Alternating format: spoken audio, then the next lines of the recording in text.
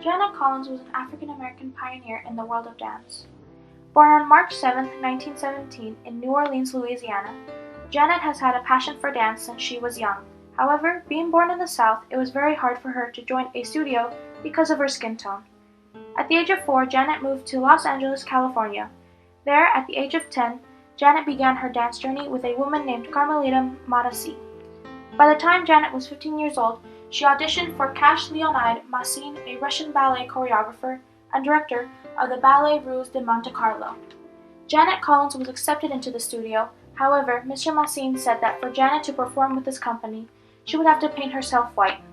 Heartbroken, Janet declined the offer and promised herself she would improve so that race would not be an issue. Other than Janet Collins, Raven Wilkinson was told the same by Mr. Massine. Miss Wilkinson took this encounter with Collins, and the two were able to boycott the studio, and eventually Ballet Russe Monte Carlo was shut down. Despite having this victory, nothing had changed much in the ballet world until on November 13, 1951, Janet Collins had a big break.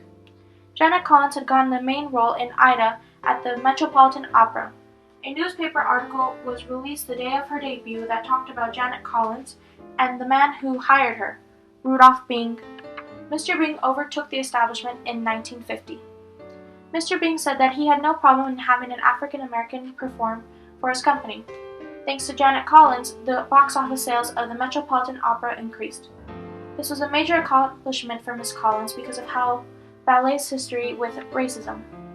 Majority of the time in ballet, African American roles were portrayed by white dancers in blackface.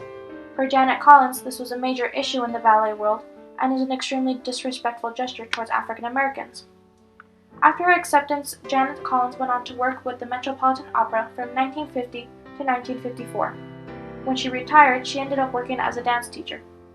Janet Collins' impact on the dance world is major and has helped other African American dancers be accepted into studios, and even had studios like Alvin Ailey's dance company be an inclusive studio.